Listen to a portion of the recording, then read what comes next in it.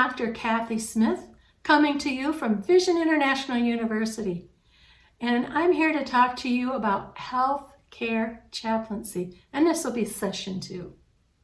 In session 1, we talked about the history of chaplaincy, and in particular, the word chaplain we discovered was derived from a Latin term, capella, C-A-P-E-L-L-A, capella. And capella means cloak. And we talked about the story of Saint Martin of Tours. Now, Tours is actually the modern-day country of Hungary. And Saint Martin, and he wasn't a saint at that time, he got made a saint after the fact, but Martin was a 4th century Roman soldier.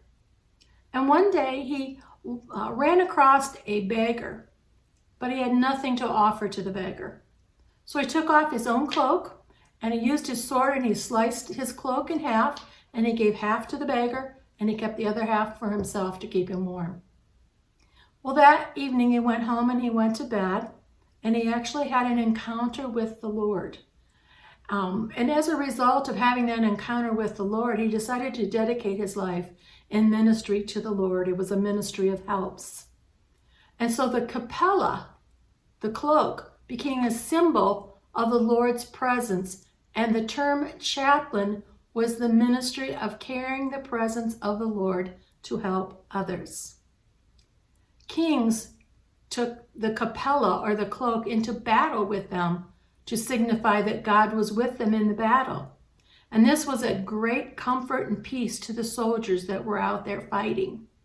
So the cloak or the capella became the symbol of the chaplain's ministry. It is the ministry of bringing God's presence into each and every situation. Nobles and monarchs in feudal times actually employed chaplains or clerks as their advisors or as their secretaries in their castles.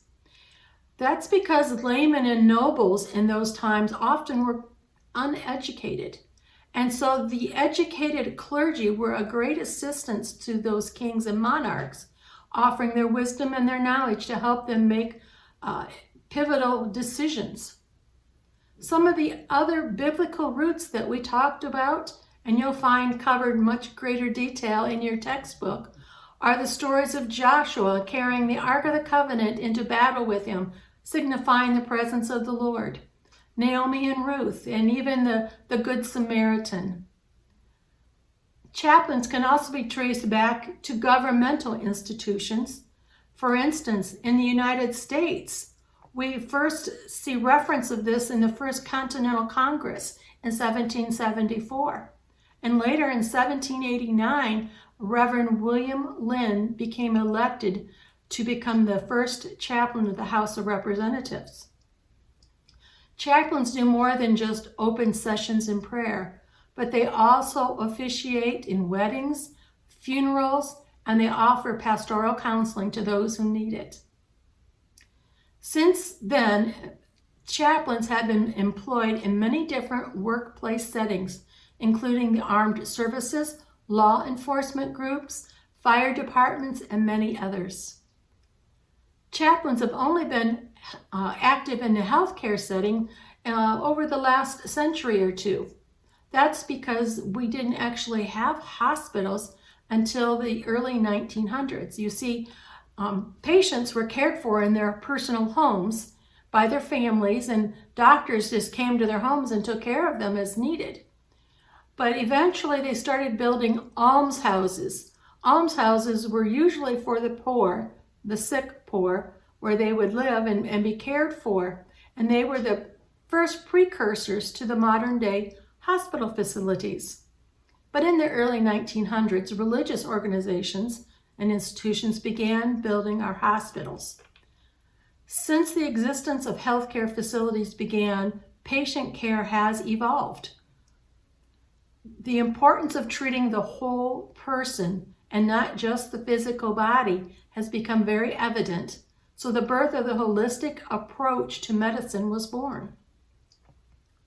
Holistic medicine and the benefits of treating the whole person, spirit, soul, and body, became the norm. and the diagnosis and care plan development were no longer tools of the medical professions only, but now could be utilized by the pastoral caregivers as well. The role of chaplains in the healthcare arena is evolving and opening new doors of opportunity for those who hear the call. It is no longer merely an opportunity to go and pray and listen to the needs of the patients. The role of chaplains has grown to include many different facets, including spiritual care, counseling, and problem resolution. So what is a chaplain? Chaplains minister to people in their darkest times, at the time when the greatest tragedies of their lives are taking place, in times of illness and accidents, and even end-of-life crises. It is a time when the medical staff may be so overwhelmed with caring for their physical body that they don't have time to listen or to care about their spiritual and emotional needs. Family members may be unavailable or unable to be of assistance. So that's where chaplains are able to bridge the gap in care by offering support to the patient's family, and even to the staff as it is needed. They provide a listening ear, spiritual guidance, and often become an active advocate for the patient and the staff, promoting continuity of care. According to one video source noted in your textbook, and I'm going to read it here, professional healthcare chaplains help anyone, whatever their beliefs, values, or culture, to find meaning and comfort when dealing with a life-changing health situation. They're one of the most cost-effective resources to increase patient, family, and staff satisfaction. They are a valuable asset to both the patient and the staff alike. Usually, chaplains are workplace ministers. While most pastors minister in a local church, chaplains minister in a variety of different workplaces, and that is within the community. The qualifications for a healthcare chaplaincy may vary depending upon where they want to minister, depending upon the institution or the facility where they're ministering at. Ordination as a pastor is also very valuable, but it's not always required. One can become a board-certified chaplain with organizations such as Vision International. Often, chaplain positions are voluntary positions. However, some chaplains may decide to go on and become employed by local medical facilities and hospice organizations. Some large hospitals may require even more advanced training and education for employment as a chaplain, including a master or doctorate in divinity or pastoral counseling. When pursuing employment in these institutions, it's always best to consult them for their requirements. However, many of you will probably choose to become certified and serve in a voluntary position. Once again, ordination is helpful in these cases, but it is not always required. Some of the personal qualities of a chaplain include being gentle and of a compassionate heart, being long-suffering and patient, and possessing a listening ear and a thick skin.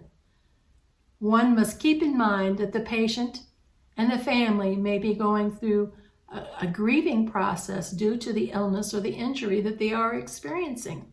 As you probably know, anger is often a part of the grieving process and can often result in angry outbursts towards those that are close to them, both their friends, their family, and perhaps to you, the chaplain, as well. Now more than ever, it is important for the chaplain to take with them the presence of the Lord, bringing peace into the situation. If angry outbursts do occur, don't take it personally, but accept it as a part of the grieving process that they're going through. Chaplains must have a pastor's heart, but their congregation is found in the healthcare world rather than a church. They provide crucial spiritual care, by determining the patient's needs through careful observation, prayer, and a professional assessment. They develop a plan to help them work through the difficulties and find a resolution to the problems that they are experiencing.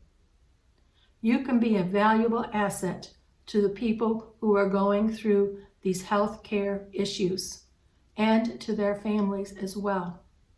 So why should you become a certified chaplain? Because chaplains can make a difference. They can bring peace and the presence of God to the storms of life.